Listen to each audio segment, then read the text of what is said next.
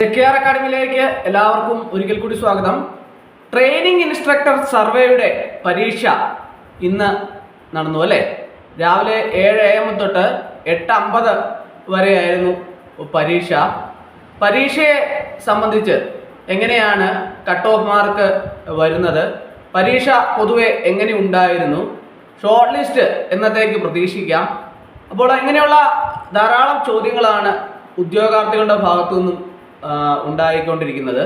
അപ്പോൾ അതിൻ്റെ അടിസ്ഥാനത്തിൽ ഒരു വിശദമായ ക്ലാസ് ആണ് ഇന്ന് ഞാൻ നിങ്ങളിലേക്ക് എത്തിക്കാൻ പോകുന്നത്. അപ്പോൾ ട്രെയിനിങ് ഇൻസ്ട്രക്ടർ സർവേയുടെ പരീക്ഷ ഇന്ന് നടന്നു കഴിഞ്ഞു.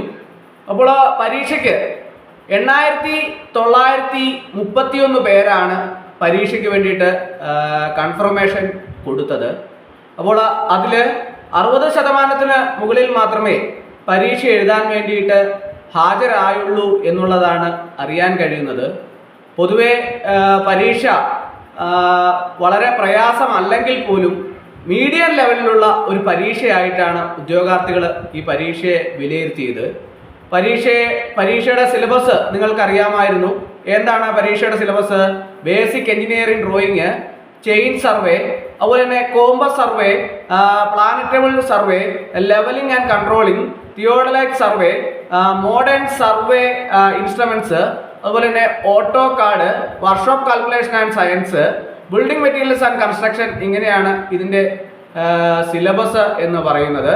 അപ്പോൾ അതിൻ്റെ അകത്ത് വർക്ക്ഷോപ്പ് കാൽക്കുലേഷൻ ആൻഡ് സയൻസിൻ്റെ ഭാഗത്തു നിന്ന് വന്ന ചോദ്യങ്ങൾ ഇച്ചിരി പ്രയാസമുള്ളതായിരുന്നു എന്ന് ഉദ്യോഗാർത്ഥികളൊക്കെ തന്നെ പൊതുവെ അഭിപ്രായം പറയുന്നുണ്ട്. പൊതുവെ പ്രയാസമുള്ള ഒരു ടോപ്പിക്കാണ് വർക്ക്ഷോപ്പ് കാൽക്കുലേഷൻ ആൻഡ് സയൻസ് എന്ന് പറയുന്നത്. അതിൻ്റെ അകത്ത് 12 മാർക്ക് ഉണ്ടായിരുന്നു. അപ്പോൾ അതിൻ്റെ അകത്തെ ചോദ്യങ്ങൾ ഇച്ചിരി പ്രയാസമുള്ളതായിരുന്നു എന്ന് ഉദ്യോഗാർത്ഥികൾ പറയുന്നുണ്ട്.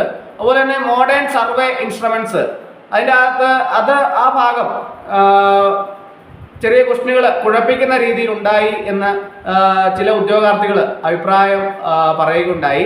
അപ്പോൾ അതുപോലെ തന്നെ ബേസിക് എഞ്ചിനീയറിംഗ് ഡ്രോയിങ്സിന്റെ ഭാഗത്താണെങ്കിലും ചെറിയ പ്രയാസങ്ങൾ ഉണ്ടാകുന്ന ചോദ്യങ്ങൾ ഉണ്ടായിരുന്നു എന്ന് പൊതുവെ ഉദ്യോഗാർത്ഥികളുടെ ഭാഗത്തുനിന്ന് അഭിപ്രായം രേഖപ്പെടുത്തുകയുണ്ടായി.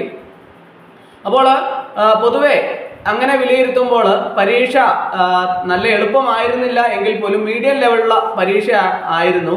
അപ്പോൾ പരീക്ഷയെ സംബന്ധിച്ചിടത്തോളം ഇതിൻ്റെ കട്ട് ഓഫ് മാർക്ക് പ്രീവിയസ് ഇയറിൽ കട്ട് ഓഫ് മാർക്ക് വന്നിട്ടുള്ള 81.67 പ്രീവിയസ് ഇയറിൽ കട്ട് ഓഫ് മാർക്ക് വന്നിട്ടുള്ളത്. എന്നാൽ പൊതുവെ ഈ പരീക്ഷ ഒരു അത്രയധികം കട്ട് ഓഫ് മാർക്ക് വരാൻ സാധ്യതയില്ല എന്നുള്ളതാണ് പൊതുവെയുള്ള വിലയിരുത്തൽ. അതായത് ഒരു 65-നും 70-നും ഇടയ്ക്കുള്ള കട്ട് ഓഫ് മാർക്ക് വരാനുള്ള സാധ്യതയാണ് ഉദ്യോഗാർത്ഥികളുടെ ഭാഗത്തു നിന്നും പൊതുവെ പറയുന്നത്. ഒരു മീഡിയം ലെവലുള്ള എക്സാം ആയതുകൊണ്ട് തന്നെ അത്രയധികം കട്ട് ഓഫ് മാർക്ക് വരാനേ സാധ്യതയുള്ളൂ എന്നുള്ളതാണ് പൊതുവെയുള്ള വിലയിരുത്തൽ.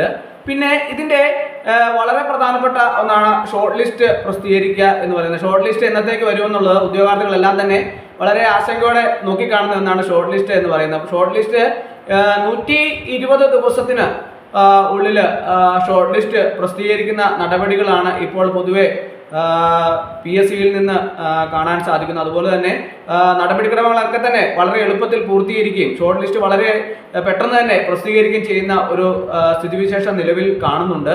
അതുപോലെ തന്നെ മറ്റു പ്രശ്നങ്ങളൊന്നും ഉണ്ടായില്ല എന്നുണ്ടെങ്കിൽ 120 ദിവസത്തിനുള്ളിൽ ഷോർട്ട് ലിസ്റ്റ് പ്രസിദ്ധീകരിക്കും എന്നുള്ളതാണ് പൊതുവെയുള്ള റൂൾസിൻ്റെ അടിസ്ഥാനത്തിൽ നമുക്ക് മനസ്സിലാക്കാൻ കഴിയുന്നത്.